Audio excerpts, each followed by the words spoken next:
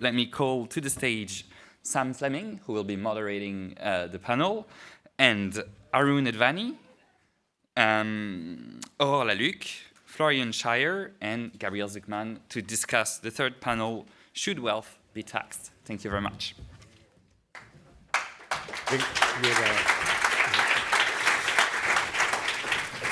Thanks very much. Great to be here. My name is Sam Fleming. I'm the Bureau Chief of the FT, Financial Times here in Brussels. It's obviously a terrifically important topic that we're talking about for the next hour, and I feel very fortunate to have such an excellent panel to discuss it with us. The whole question of how you tackle inequality in this age of rising inequality and the role of wealth taxes could not be more relevant right now to the political, indeed geopolitical agenda. So let me introduce the panel. First of all, immediately to my left is Gabriel Zucman, no stranger to you here, obviously the director of the EU Tax Observatory, as well as Professor of Economics at the Paris School of Economics. To his left is Florian Scheuer, who's a professor at the University of Zurich, specializing in the economics of inequality. Immediately to Florian's left is Arun Advani, who's a professor at Warwick University in the UK and was a member of a commission that looked at wealth taxes in the case of for a wealth tax in the UK back 3 years ago. And on the far left is Aurore Laluc, who is an MEP from the S&D group at the European Parliament here, a member of the tax subcommittee in the European Parliament, and obviously very all over the issue of the politics of wealth taxes, as well as the broader tax agenda in the European Union and indeed the economics agenda in the European Union. So I'm going to kick straight off. I'd love to take questions from the audience. So later on, do start getting your thinking caps on in terms of questions for later in the session. But first, let's in fact start with Gabriel. Could you tell us at least how you see the overall case for a wealth tax? Because as we all know, these are not easy things to pull off. So at least tell us, in theory, why we should be taxing wealth, if we should be. The main reason is that our current tax systems do a very bad job at taxing the very rich. When you're very wealthy, so think of taxpayers with tens of millions of euros in net wealth, or hundreds of millions of euros, or billionaires. For those taxpayers, when you're so wealthy, it is very easy to structure your wealth such that it generates little or in fact sometimes no taxable income. And so you can avoid the income tax that way. And so there are now a number of studies in different countries, in different contexts, that quantify this. There's a study in France that shows that for the 370 wealthiest taxpayers in France, 370 wealthiest households in France, their effective income tax rate is 2%. For the 37 wealthiest households, their effective income tax rate is 0.2%. It's difficult to do less than that, 0.2%. There are studies in the Netherlands that have the same results. There are studies in the US with somewhat similar results as well. That was confirmed a couple of years ago in the case of the US when there was a big leak from the American media ProPublica that revealed how some of the wealthiest people in the US paid very little or in fact zero income tax. So this is a widespread problem.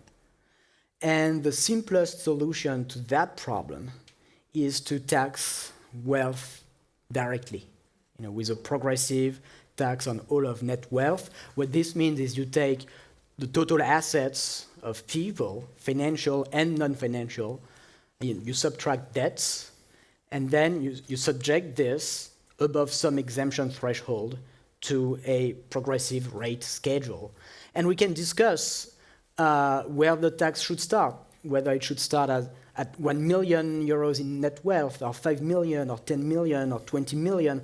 4 years ago, in the context of the Democratic primaries in the US, there were a number of proposals by Elizabeth Warren, by Bernie Sanders, to create a wealth tax in the US that would start at $32 million in net wealth in the case of Sanders, $50 million in the case of Warren.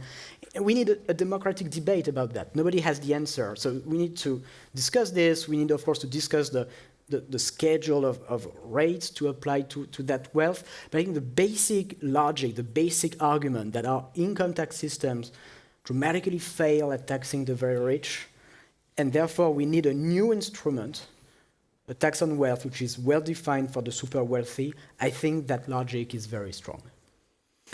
Sorry, and one example of such a wealth tax is one in Switzerland. So this is in practice, we can study it, as indeed you have. Tell us a little bit about how that works or doesn't work and how it contributes to this case.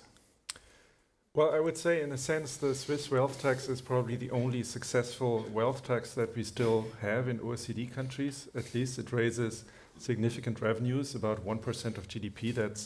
There's only 2 other countries left that still have a wealth tax, Spain and Norway, within the OECD. And the Swiss wealth tax raises much more revenues. I mean, compared to the Spanish one, five times more, even compared to the Norwegian one, more than twice as much. So it's successful in that sense. It's also successful in the sense that it's been very stable. You know, Switzerland has a direct democracy where tax policy has to be put in front of people. It has been reaffirmed in all the referenda that tried to abolish it. In terms of its design, I think it's a success in the sense that if you want to have a wealth tax, it has to have a broad base. I think that's been the reason for the failure of the wealth taxes in many other European countries, that they had very leaky bases and then it started to erode. Switzerland doesn't have that problem. It has a broad base. Basically, everything is included except for pension wealth and foreign real estate, but otherwise everything is subject to the wealth tax. And it's a success in the sense of enforcement because it's systematically used by the Swiss tax authorities to cross-check income tax enforcement. You know, you get a yearly picture of the wealth development of people that they have to report on the tax returns. That has to be somehow consistent with the income that you've been reporting. It's called the wealth development test, so it's useful in that sense too.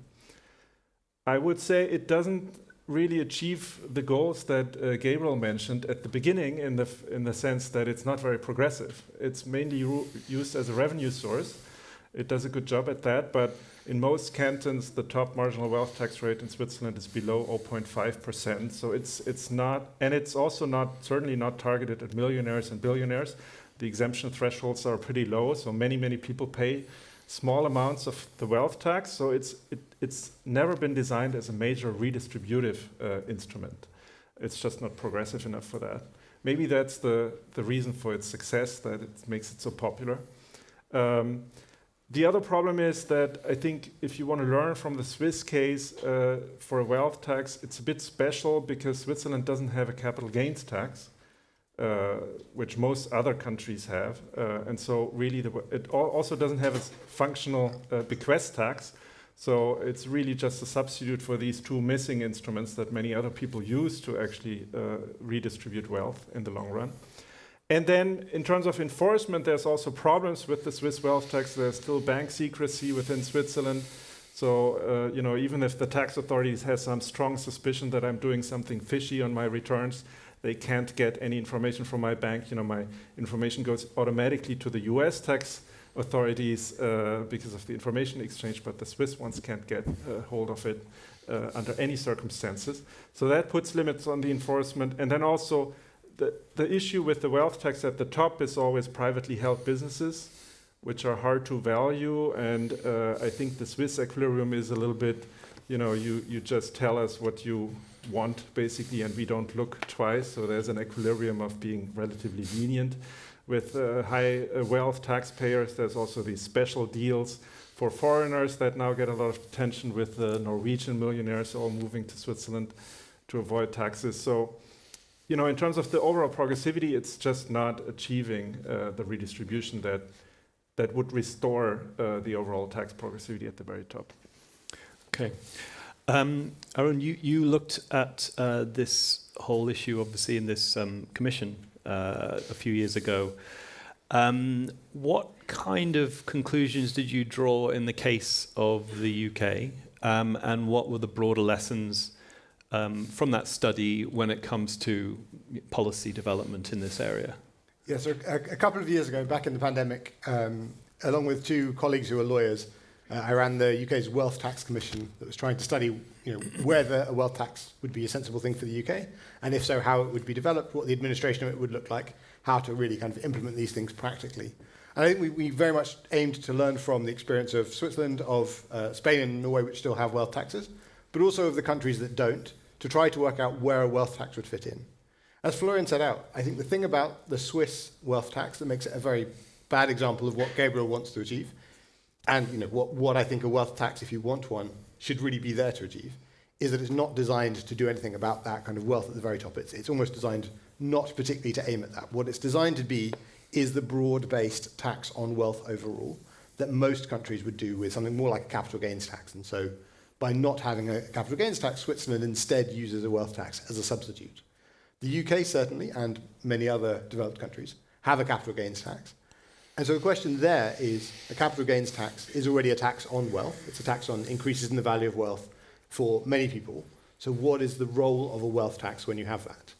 Now, the kind of problem in practice with most capital gains taxes is that they are based on paying capital gains tax at the point that you sell an asset or dispose of an asset that you've owned for some point in time. And as Gabriel will tell you, the very wealthy don't have to do that. When Elon Musk wanted to buy a bunch of shares and wanted to take over Twitter, he didn't have to sell his shares in Tesla to do that. He did in the end have to sell some, but for most of the point, what he was aiming to do was to borrow against the value of the shares he had, because he could do that. He could use that and get value from it, but he wouldn't have to actually make those sales. And so that wealth can be of value to people, even when they don't realize it, and that's something that you can do at the very top, but you can't do much further down. So when we looked at a wealth tax, we said the distinctive role that a wealth tax could play, if you want one, is something that's targeted at the very top, that's there primarily with the purpose of trying to reduce wealth inequality. We said that even if you were to fix the other taxes on wealth that some countries have, so the UK has both a capital gains tax and an inheritance tax. Neither function especially well, and we made strong recommendations that were UK specific about how to fix those things. But we then said, even if you were to fix all of those problems, none of that would be very effective at targeting wealth at the very top. So if you're concerned about wealth inequality, your only option is to have something like a wealth tax that would start at a relatively high threshold. So Gabriel said, we can have a debate about whether it should be 1 million or 5 or 10. I think strongly that if you're thinking about a wealth tax that starts at £1 million, you're not thinking about the same kind of wealth tax as something that's starting at £10 million. The administration is really different, and the administration is really important. So the reason that a lot of wealth taxes in OECD countries failed was because they were eventually had political pressure against them. But that came from the fact that there were shortcuts that had to be made in terms of the way the base was designed. As Florian laid out, with the Swiss system, business wealth is hard to value. At the top end, effectively, it's not valued very well. The Norwegian system has similar problems in terms of how business wealth is valued. We don't really capture it in the way that you'd want to capture it. You're not doing a full valuation to capture the full value of the business. To do that effectively, you can't do that when you're trying to capture half the population of the country or even 10% of the population. You can do that effectively if you have a relatively small number of people that are included. And so we said, if you want something like this in the UK, we recommended the threshold wouldn't be below something like £5 million. That would be the lowest threshold that you could have, where you'd have a small enough group of people that you'd be able to do it. So we said, 5 million, maybe £10 million. So at 10 million, we'd be covering about 22,000 individuals in the UK. But a 1% wealth tax on a group of that size would be as much as increasing VAT, which we heard so much about, by 1.5 percentage points. So a relatively big increase in VAT is equivalent to a 1% tax on a very small number of people because that wealth is so concentrated. And so that would be a way of raising substantial revenue, which is obviously part of the topic of today's conference, but also contributing to trying to reduce wealth inequality. Aurore, could I turn finally to you and the politics of this? Do you sense any increase in the momentum behind this idea? Because we've actually seen a reduction, as I understand it, in the number of wealth taxes in recent decades. So if you believe in wealth taxes, the trends are going in the wrong direction. Do you sense that this trend could be changing at all? And, start by there. I mean, how do you read the political tea leaves of this issue? About my political feeling, this is my first mandate as a member of the parliament. And at the beginning of my mandate, I wrote down a kind of a to-do list. the things I wanted to achieve and the battle I wanted to win. And there was the energy charter, the job guarantee, banking and financial regulation, and this whole chapter on taxation. And on this chapter on taxation, there were several paragraphs. The first one was something like unlocking all the pieces of legislation that are blocked at the council level, so CBCR, FTT, even if I'm not a very big fan of FTT, but anyway. And then there was something on wealth tax, capital tax. I did not even mention inheritance tax because I think I was afraid of scaring myself. And I was like, okay, we are never going to win on this. But this is very important to fight for this and to prepare the ground for the next European Parliament after me.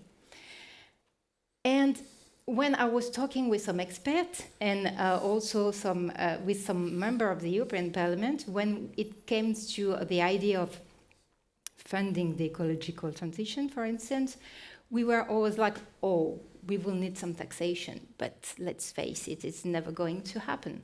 So we need to find new ideas, like borrow some money, like greening the monetary policy from the ECB, this kind of stuff, because, I mean, we had almost zero hope. We were ready to fight, and we were fighting, but we were like, okay, we're never going to win on this. And then Joe Biden became the president of the United States. And then, in a second, everything changed. I mean, he unlocked the OECD deal, and in few months, the OECD managed to reach a deal. In a few months after that, we had a directive at the European level on the Pillar 2, on the minimum effective tax on multinational. And I mean, when you put the name of Europe and taxation, Europe plus taxation, I mean, normally it's like it's over, you know. It's never going to happen. Everything is going so slow, everything is always locked. And we managed to have a directive. And then I was a rapporteur for the European Parliament. We had almost a unanimity on this deal. So I think we need to learn the lesson for this specific case. And the lesson, I think there is just one lesson. We were ready for this.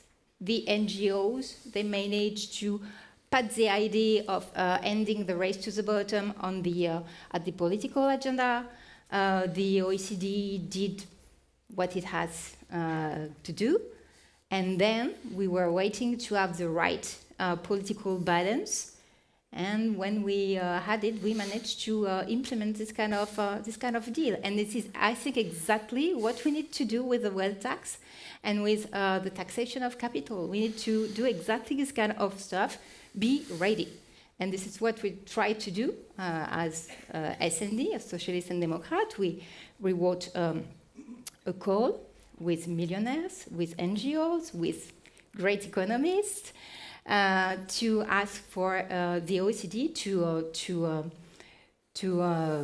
take this battle of taxing wealth and to be ready in case of there is a political movement that enable us to have a kind of a fair taxation. So I think right now, I have the feeling, this is my feeling, that people who are not in favor of a wealth tax are almost surrounded by people who want a wealth tax, because, I mean, NGOs, trade unions, some millionaires, economists, I have the feeling that this is not a taboo anymore, and I think that this morning someone from the European Commission sent something on this, that is going to me on the right direction.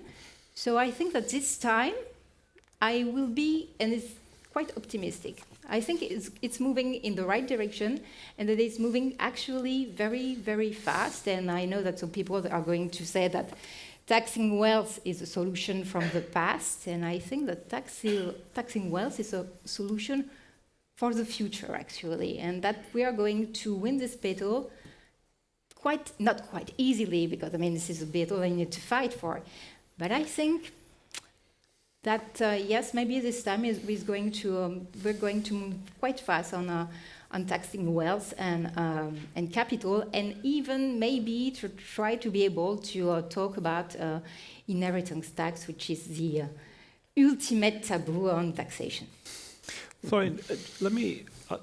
You may be right in terms of seeing this as a moment for optimism, but the recent history has been, if you believe in wealth taxes, very much the opposite story. Give us a sense, and Arun maybe as well, what has gone wrong if you support wealth taxes in recent years? Why have countries abandoned them? Why is the number of countries using wealth taxes shrunk? I mean, one good example will obviously be France back in 2017, 2018, which abandoned its wealth tax.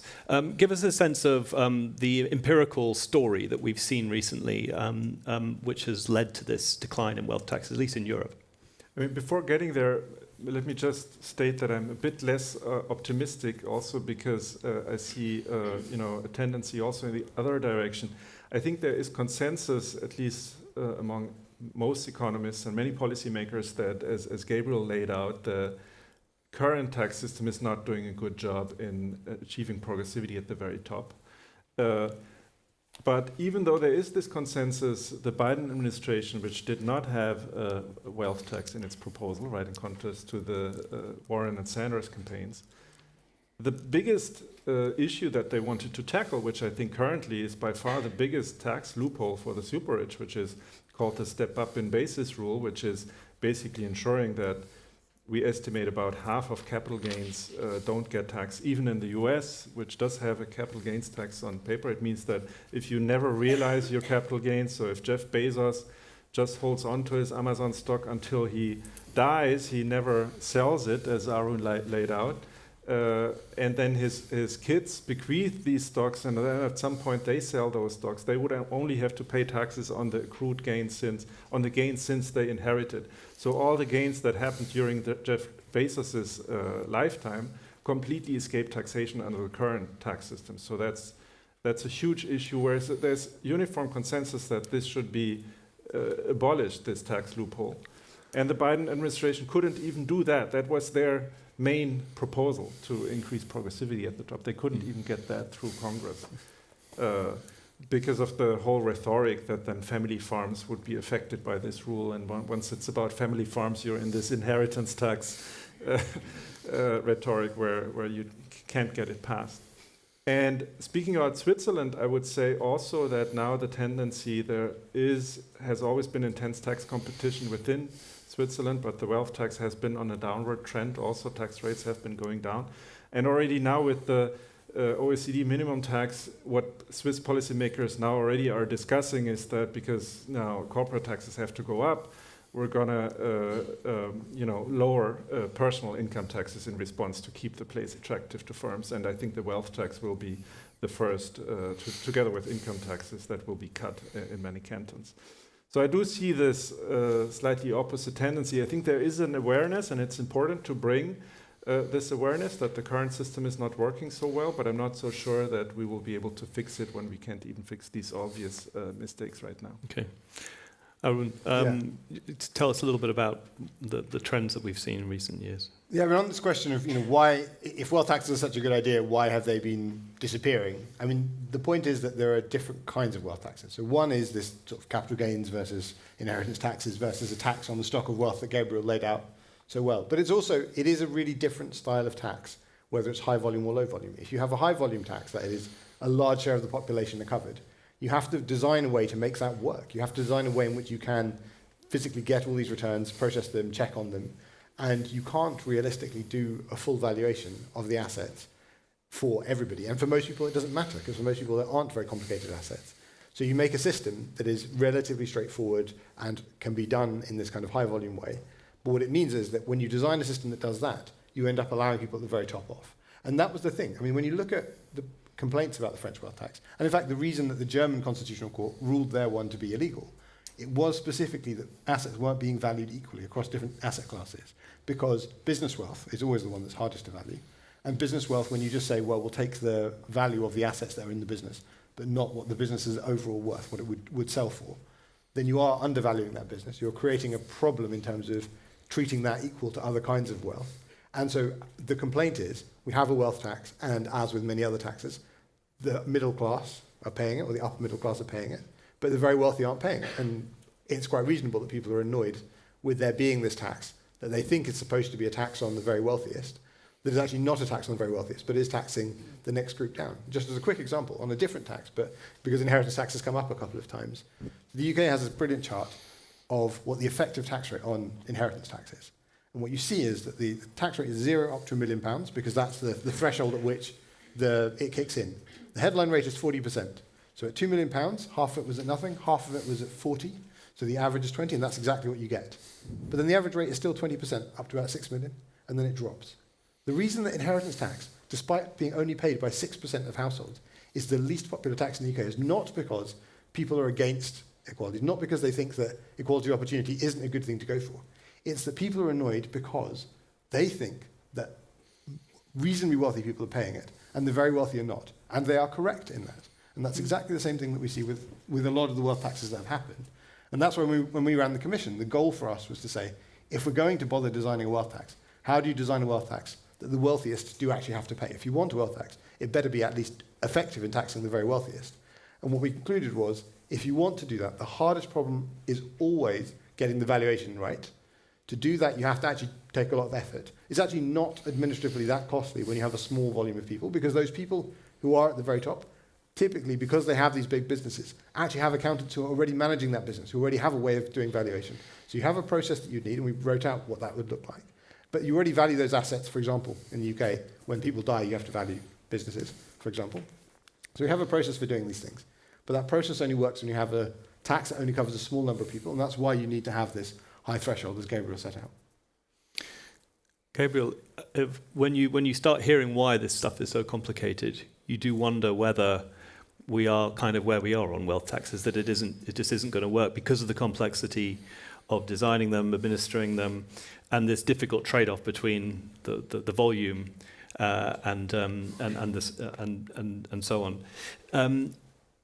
Give us a sense of why you think, nevertheless, this is a viable model to be exploring, and do you agree with Aurore that indeed there is reason to be optimistic about the politics of it? Mm-hmm. I think we know that there's a long history with wealth taxation, in particular in Europe. And we need to draw the lessons from that history. Some things worked well, many things worked very poorly.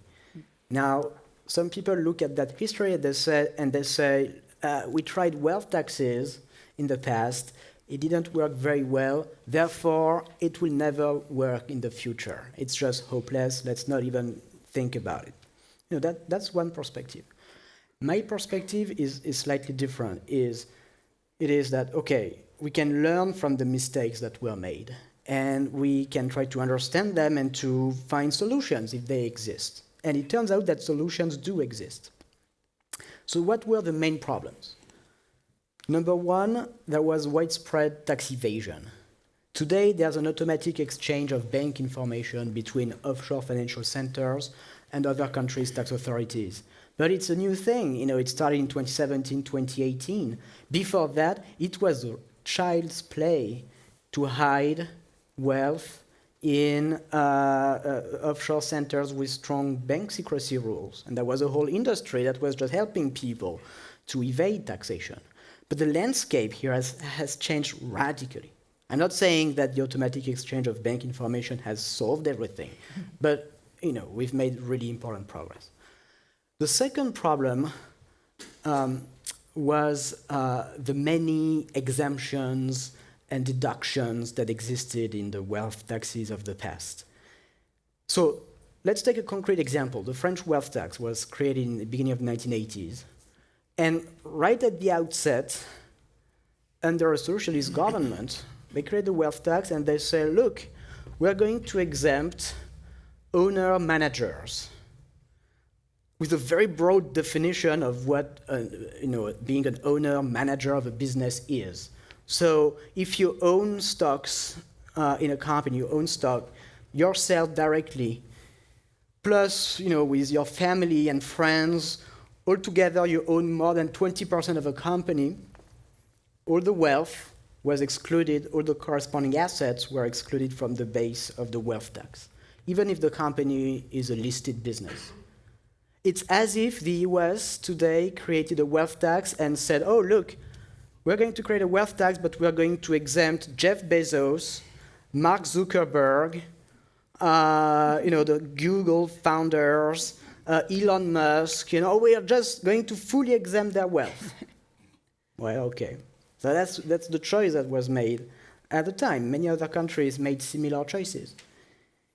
Of course, we can make other choices. We can say, if we have a wealth tax, we're going to tax all assets above an exemption threshold at their market value, with no exemptions or deductions for anything.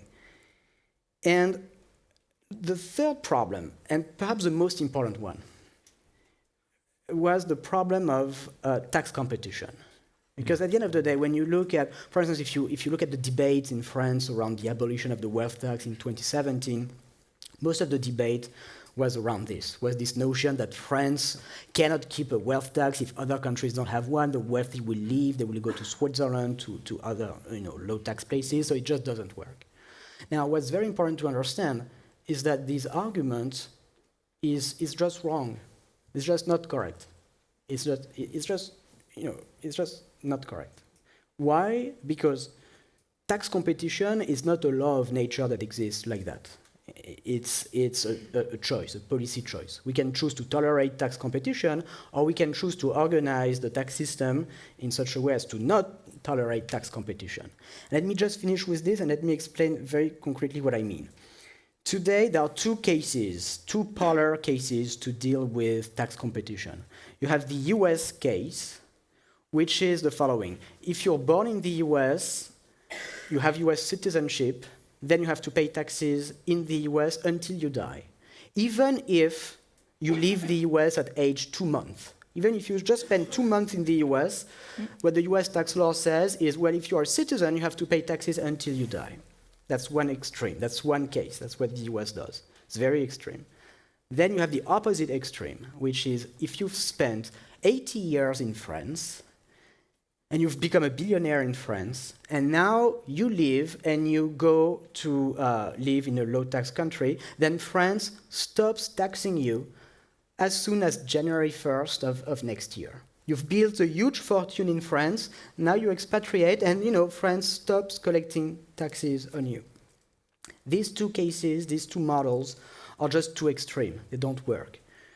What needs to be done is a middle ground, where countries would say, if you've lived long enough in a given country, let's say France, and you've become very wealthy in that country, that's in part because you've benefited from the public goods, the infrastructure, the access to the market of that country. And so now if you choose to move abroad, of course you're free to do so, but we, France, will keep taxing you for a number of years, maybe not until you die, but for a number of years, that can depend on the number of years that you've been a tax resident in France. So you can control and you can curb tax competition like that. And I think with that type of approach, we could really address the critical shortcomings that killed the wealth taxes of the past. And so we could make a progressive wealth tax work in the 21st century. Alro, how would you, what lessons would you take from the French experience of the abolition of the wealth tax in France? I presume you think it's a mistake. It was a mistake. Mm-hmm. Tell us, and how would you define this middle ground that Gabriel talks about between the extreme on one hand of the French system, where you leave and that's that, and the American system, where you are forever an American and therefore the IRS, and you always have a close relationship for as long as you live, no matter where you live. I have to say that I'm very much in favor of an exit tax. Just some reaction about what was said on the fact that we don't have any more wealth tax, especially in Europe, by the way. That's true that this kind of taxation was very poorly designed, but also, let's face it, there were a narrative that was saying, if we are going to tax wealthy people, then wealthy people are going to leave our country. If wealthy people are living in our country, then it will be basically the end of the world. No more growth, a rise of unemployment, this kind of stuff. This was a narrative we had for so many years. So it was not possible to discuss taxation on a rational basis. Everything was quite crazy to me. I mean, this is my feeling. Also, I just wanted to say something that a wealth tax is not only about progressivity, it's also, it's also a democratic issue. It's not possible that in a country like France, that people who are super wealthy are not paying taxes, whereas they have a lot of money and they can pay taxes, by the way.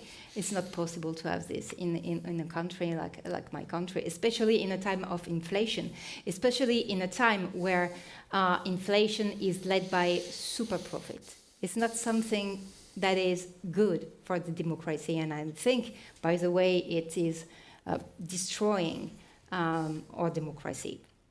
So this is not only a question of fairness, this is a really democratic issue to me. And also at the European level on the wealth tax and taxation of capital, we need at some point to have something that is called own resources. We need to have a budget. We need to have permanent own resources. If we want to be able to have some, let's say, regular economic policy, we need to have something that looks like a budget. Especially, again, in time of inflation. The only tool that we have at the European level is the monetary policy of the ECB. It's not normal. This is not a proper way to do economics. We need to have a budget. So I think this is not even a question, and as I said, I will say that this is a matter of fairness, of course, but it's broader than this. You can come from the EPP, you can come from the Socialist Democrat, from the Green. We need to be able to have a budget, to have some fiscal policy. This is very, very basic to me. And regarding what happened in France, I think that our government, on a very, this is my view, of course, dogmatic stance right now, and that it's not possible to discuss, as I said before, in a rational way of taxation, and that this is a real pity, because at the end of the day, we need to fund the ecological transition. And by the way, there is also something that is called a war in Ukraine, and we need to be able to help Ukraine also. So we need to have some own resources, and we need to have some French money, and there is some wealthy people in this world who need to contribute in a fairer way. Aaron, let me pick up on this point that Gabriel made about tax competition, and this question of whether it's possible to get the balance right when it comes to tax competition. Aaron, do you think that that there is any reason for optimism that the effects of tax competition on policy making in the area of wealth taxation can be mitigated to the extent that there won't be so much leakage of wealth, migration of people who are wealthy who will leave a country, as at least was the debate in France, that it can remain a policy that works, or do you think that the fact is that tax competition is so acute right now that that in the end wealth taxes prove self-defeating? So let me say something positive and something sadly negative. So I think the positive is that actually, as Aurore was just saying, one of the advantages of actually doing this at EU level is not just the own resources, but it's also that we can mitigate some of the competitive nature, some of the competitive effects of these wealth taxes. And one of the things, when Florian said the wealth tax in Spain doesn't work, one of the reasons it doesn't work is that internally within Spain there's competition in terms of rates, and the region that Madrid is in has a 0% wealth tax rate. So unsurprisingly, lots of people have been moving there or moving their tax location there, even if they're not physically moving themselves only. So one of the advantages of doing this at European level would be a way to get rid of the competition around the wealth tax specifically, at least within the EU. So it might still be the case that somebody could choose to move even further than that, but you would have at least one wider pool in which you might be able to get rid of this. So what's the negative? The negatives are kind of twofold. One is the politics, which is above my pay grade, but it's obviously going to be a hard thing to achieve given that some countries can't even internally agree to have a common tax rate, to have those countries involved in trying to agree things at a much wider level is going to be hard. So I think the politics shouldn't be underestimated. I think the other thing that makes this harder than, for example, the Pillar 1, Pillar 2 that we were hearing about this morning, is that in the area of the taxation of wealth, there are a number of different taxes on wealth. So there's capital gains tax, wealth tax, inheritance tax. Some countries have different combinations of these things. And so even if you try to eliminate competition in one of those dimensions, if you don't deal with the others, you'll end up with just competition in another area. You know, having a common wealth tax, but having very different inheritance taxes will still be a reason why people want to move.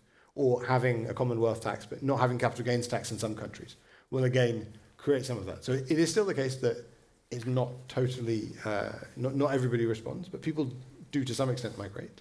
As Gabriel says, some of that can be tackled with having exit taxes.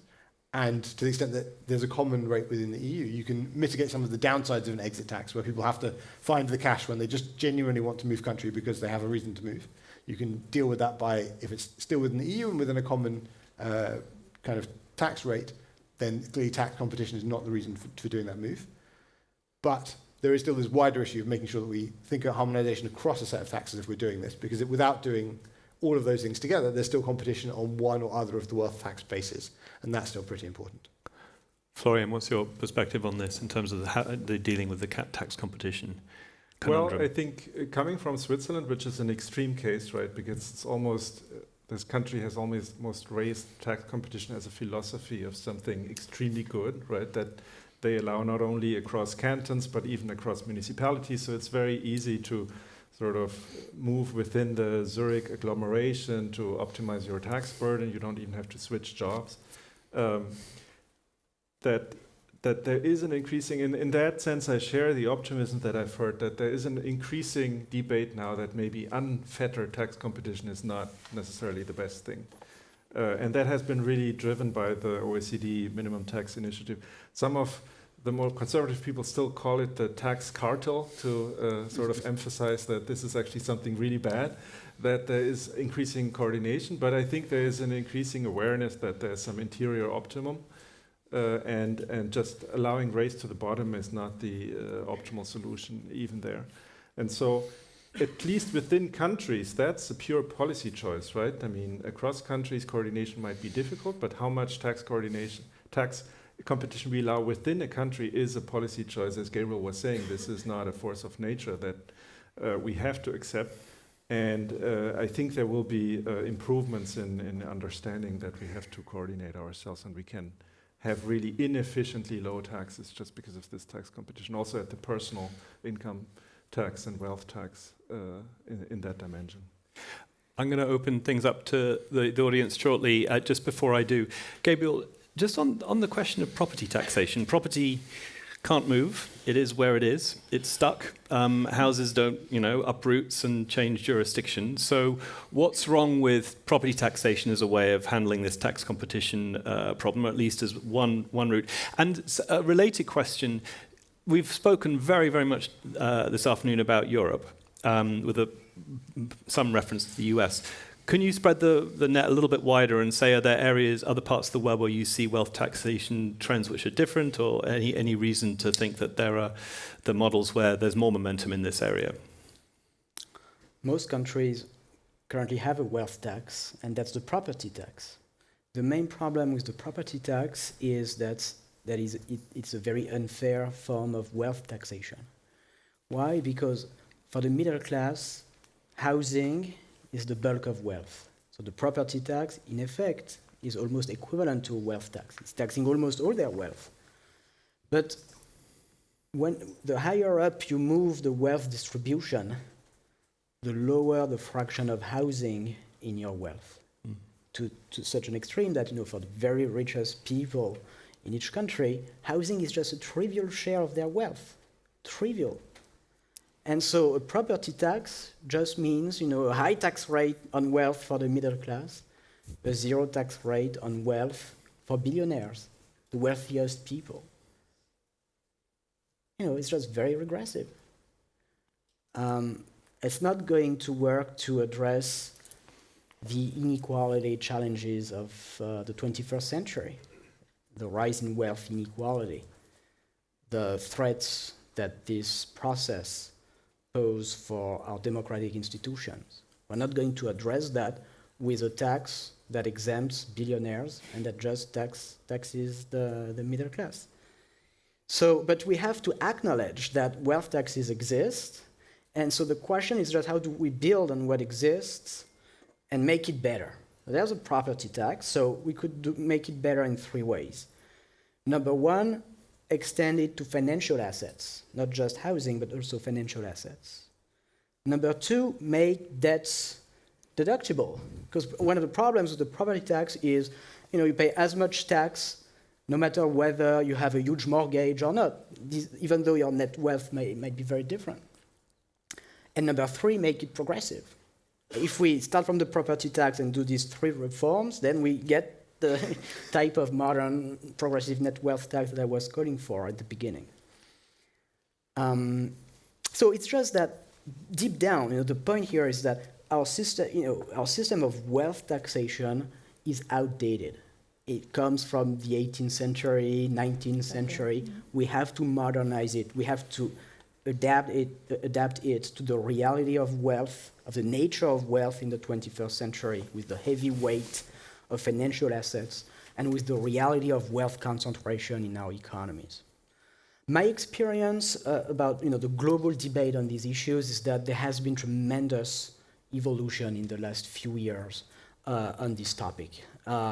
I know the US case best, and just briefly what struck me is that indeed in 2019, Joe Biden was running against proposals for wealth taxation, and now in the White House he has put in his budget for the 2nd year in a row a tax that he calls a billionaire income tax. It's a bit of a misnomer because it's neither an income tax nor a tax on billionaires.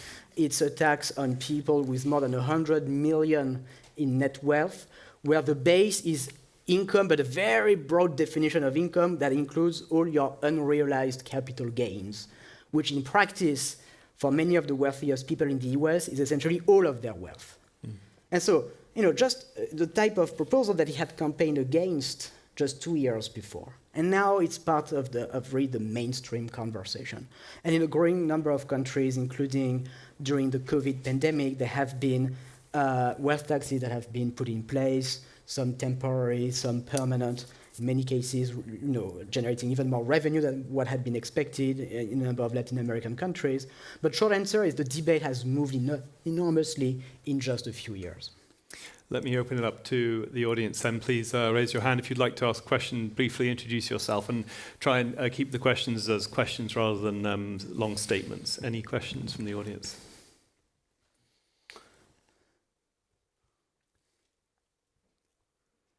Thank you very much. Giorgia Maffini, PwC. I think it's a question for the entire panel. If we were looking at the distribution of wealth in Europe, where would you see the wealth tax starting? Are we talking top 1%? Are we talking less, more? Let me start with you. What level would you set the wealth tax at if you were doing this as an own resource? So this is a discussion we're having right now in our political group. It's not an easy one because I'm not sure that. When we're starting working on the wealth tax, my political group, which is, by the way, very much in our DNA. This is something we've always supported, but there is a misunderstanding of what middle class is and what wealthy mean.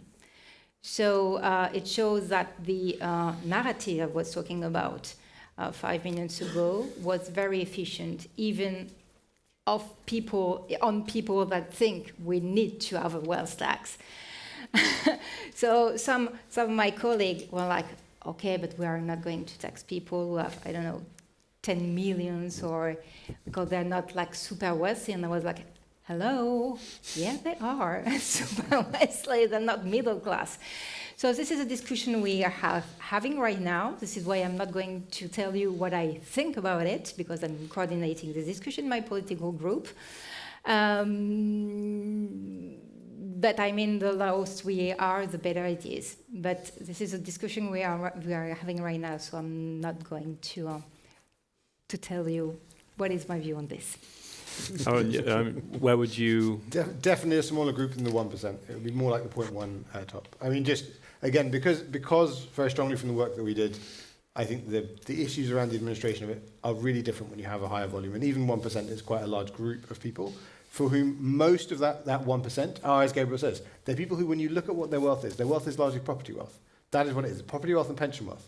For the top 1%, they are clearly richer than 99% of the population. We should think about making sure we tax them properly. Making sure capital gains tax works effectively for them is important. Making sure we tax the property wealth that they have effectively is another issue.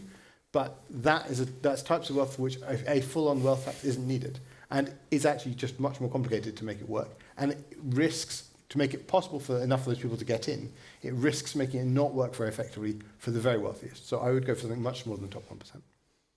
Florian. Well, I wouldn't go for the wealth tax. Anyways, I would go for trying to fix the capital gains tax. And Gabriel, you mentioned the proposal that is on the table from the Biden administration that is similar to a wealth tax, but I would think of it as a very different approach.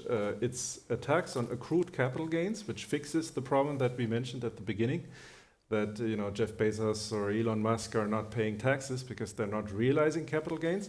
They would have to pay taxes under the accrual-based capital gains tax. You would just look at how much more worth Tesla or Amazon have become.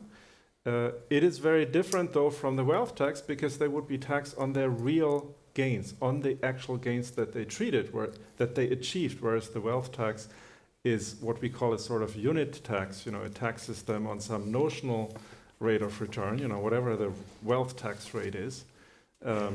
And that has major disadvantages because it misses sort of extra windfall gains, extra profits, that some individuals might have higher gains than these normal rates of return that the wealth tax is effectively capturing. Say we have a 3% wealth tax, then everybody is taxed on the first 3% of their rate of return on their wealth. But say some people have a 6% rate of return on their wealth because they have monopoly power or because they have inside information and that's how they make their money. We would want to tax these additional 3% of rate of return as well. The wealth tax wouldn't do that, but the accrual-based capital gains tax does it. If you have a 20% or 50% capital gains tax, you would also tax these extra returns, and that's a major difference. I wouldn't call it a very similar policy tool to a wealth tax. Gabriel, Florian's presented an answer to our conundrum, which is the accrual base in the capital gains tax, but it clearly isn't the way you see things. Or do you think that actually could be a better way of trying to find a workable model here? You can perfectly have both, and in the Biden administration proposal, there's a tax on accruals plus a one-off tax on the stock of existing unrealized capital gains, which is equivalent to a big one-off tax on, in many cases, up to 100% of wealth. If you take Elon Musk, his wealth, I don't know where it is today, perhaps $150 billion, 100% of that is unrealized capital gains and would be taxed in the Biden proposal with payments spread over 10 years. And then on top of that, there would be a tax on new wealth gains on accruals in the future. I think, you can have both, and I think the tax on accruals also doesn't fix everything, because here's the problem. Imagine someone who's very wealthy, a billionaire, who owns assets in a mature business, or just owns, bonds, or someone who gets a 4% rate of return, from very safe investments. Now, the wealth tax is going to tax that person. These persons exist. Oftentimes, they pay very low income tax rates today because they retain earnings in holding companies, for instance, free of the individual income tax. And with the pure tax on accruals, you don't tax them. You say, well, they're billionaires, but if it's a mature billionaire, we're not going to tax that person. And the logic, to me, is not totally clear.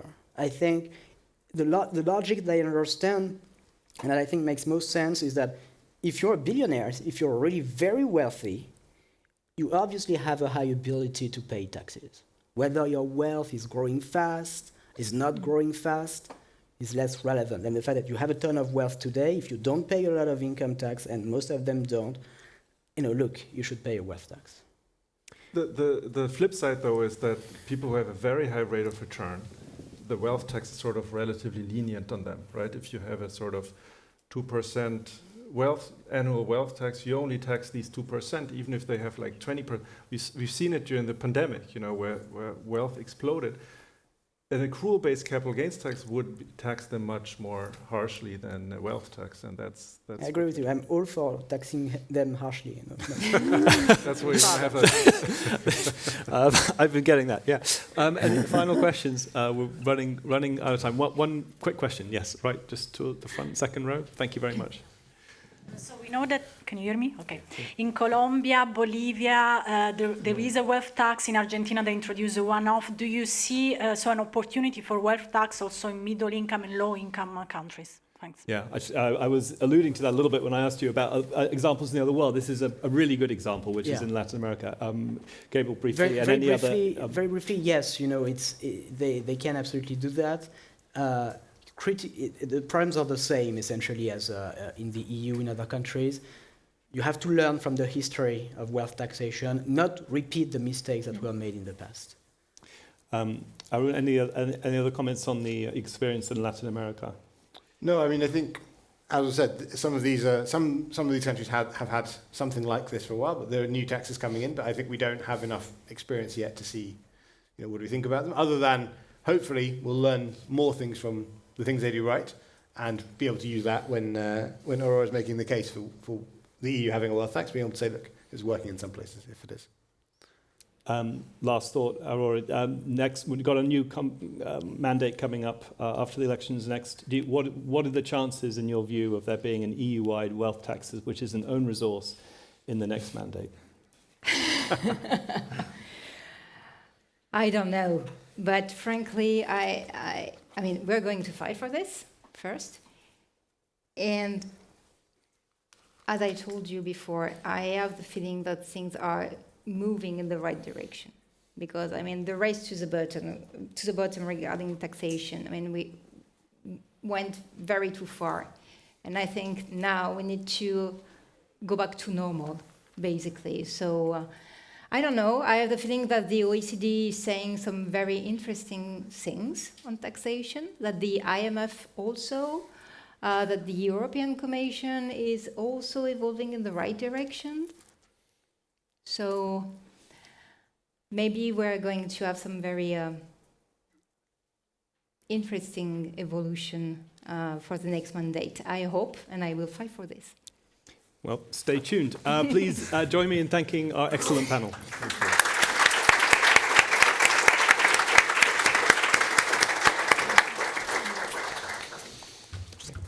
Thank you very much to the panelists and the moderator for this fascinating debate on wealth taxes and learning the lessons of the past.